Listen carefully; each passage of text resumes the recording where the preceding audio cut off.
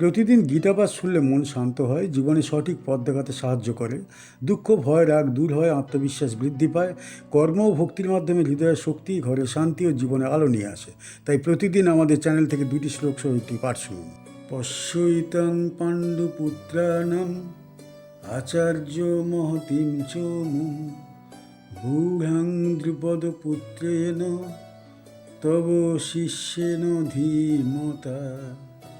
দুর্যোধন বললেন, হে আচার্য, দেখুন পাণ্ডুপুত্রদের এই বিশাল সেনাবাহিনী, যা আপনার বুদ্ধিমান শিষ্য দ্রুপদপুত্র ধৃষ্টদ্যুম্ন দ্বারা সুসংগঠিত হয়েছে।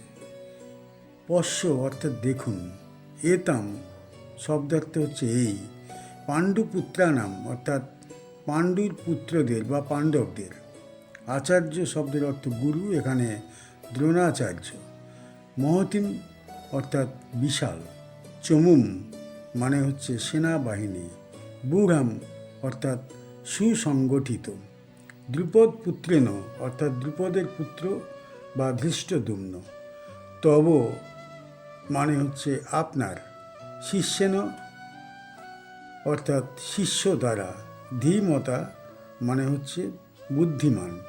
এই শ্লোকে দুর্যোধনের কৌশলগত দৃষ্টিভঙ্গি এবং তার মনের ভাব স্পষ্ট হয়ে ওঠে। পশ্যৈতাং দেখুন, দুর্যোধন দ্রোণাচার্যের মনোযোগ আকর্ষণ করছেন। তিনি দ্রোণাচার্যকে ইঙ্গিত করে পাণ্ডবদের বিশাল সেনাবাহিনী দেখতে চাচ্ছেন। এটি বোঝায় যে তিনি কিছুটা উদ্বিগ্ন এবং দ্রোণাচার্যের কাছ থেকে প্রতিক্রিয়া আশা করছেন। দ্রুপদ পুত্রেণ অর্থাৎ দ্রুপদের পুত্র ধৃষ্টদ্যুম্ন দ্বারা সুসংগঠিত সেনা। ধৃষ্টদ্যুম্ন ছিলেন দ্রোণাচার্যের শত্রু রাজা দ্রুপদের পুত্র। মহাভারতের কাহিনী অনুযায়ী দ্রুপদ দ্রোণাচার্যের অপমানের প্রতিশোধ নিতে ধৃষ্টদ্যুম্নকে জন্ম দিয়েছিলেন, যার নিয়তি ছিল দ্রোণাচার্যকে হত্যা করা। দুর্যোধন এই বিষয়টি উস্কে দিতে চাইছেন যাতে দ্রোণাচার্যের মধ্যে পাণ্ডবদের প্রতি বিরূপ মনোভাব সৃষ্টি হয়। তব শিষ্যেন আপনার শিষ্য দ্বারা।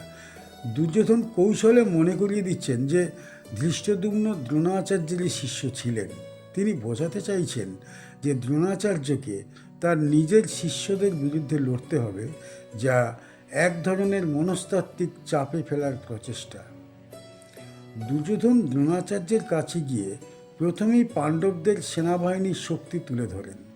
তিনি দ্রোণাচার্যকে মনে করিয়ে দেন যে এই বাহিনী পরিচালনা করছে তারই এক শিষ্য, যিনি তার শত্রুর পুত্র। এটি কৌশলের একটি অংশ, যাতে দ্রোণাচার্য পাণ্ডবদের প্রতি দুর্বল না হয়ে কৌরবদের পক্ষে দৃঢ় অবস্থান নেন। এই শ্লোকের মাধ্যমে আমরা কি শিখতে পারি? দ্রোণাচার্য জানতেন যে শুধু বাহুবল দিয়ে যুদ্ধ করা যায় না, জয় করা যায় না, মনস্তাত্ত্বিক কৌশলও দরকার।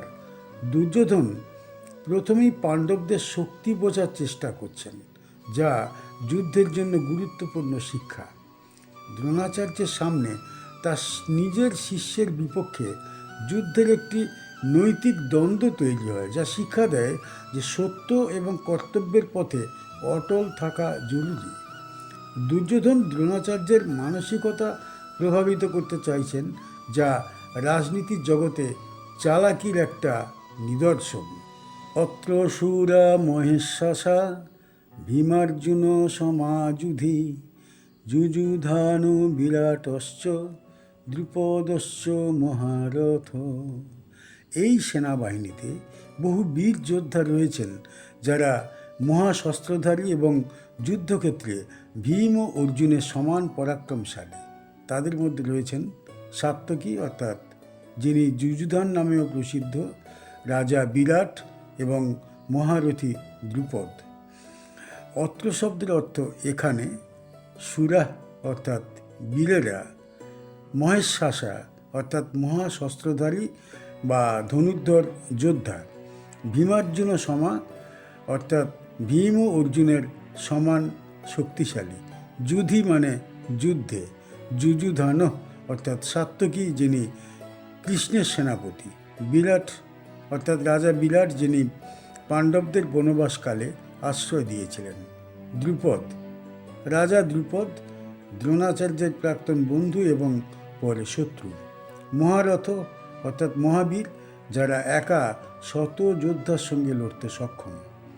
এই শ্লোকে দুর্যোধন দ্রোণাচার্যের সামনে পাণ্ডবদের সেনাবাহিনীর বীরত্ব ও শক্তির পরিচয় তুলে ধরেছেন। তিনি বলেছেন, হে আচার্য, এই সেনাবাহিনীতে এমন বহু বীর আছে যারা ভীম ও অর্জুনের মতোই পরাক্রমশালী।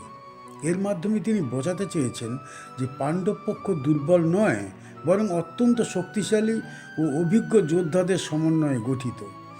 দুর্যোধন ইচ্ছাকৃতভাবে কয়েকজন গুরুত্বপূর্ণ যোদ্ধার নাম উল্লেখ করেছেন, যেমন সাত্যকী, বিরাট এবং দ্রুপদ। এই তিনজনেরই বিশেষ পরিচিতি ছিল।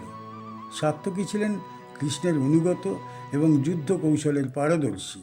বিরাট ছিলেন সেই রাজা যিনি পাণ্ডবদের অজ্ঞাতবাসকালে আশ্রয় দিয়েছিলেন। আর দ্রুপদ ছিলেন দ্রোণাচার্যের পুরনো শত্রু, যাকে দ্রোণ একসময় বন্দি করেছিলেন। এইভাবে দুর্যোধন নামগুলো এমনভাবে সাজাচ্ছেন যাতে দ্রোণাচার্যের মনে যুদ্ধের পুরনো স্মৃতি জাগে। বন্ধুত্ব, শত্রুতা, শিষ্যত্ব সব একসঙ্গে। তার মূল উদ্দেশ্য দ্রোণ যেন পাণ্ডবদের প্রতি কোনো কোমলতা না দেখান এবং সম্পূর্ণভাবে কৌরবদের পক্ষে দৃঢ় থাকেন। যুদ্ধের আগে দুর্যোধন সেনাপতি দ্রোণাচার্যের কাছে গিয়ে পাণ্ডব সেনার শক্তি বোঝাতে থাকেন। তিনি একদিকে ভয় প্রকাশ করছেন যে প্রতিপক্ষ কত শক্তিশালী, অন্যদিকে কৌশলে দ্রোণাচার্যকে মানসিকভাবে যুদ্ধের জন্য প্রস্তুত করছেন। এটি দুর্যোধনের রাজনৈতিক এবং মনস্তাত্ত্বিক বুদ্ধিমত্তার নিদর্শন। এই শ্লোক থেকে আমরা কি শিক্ষা পাই?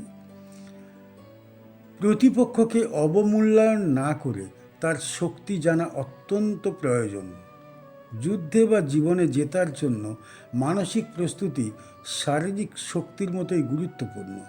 পুরনো সম্পর্ক, বন্ধুত্ব বা শত্রুতা অনেক সময় আমাদের সিদ্ধান্তকে প্রভাবিত করতে পারে, কিন্তু কর্তব্য হচ্ছে সর্বোচ্চ।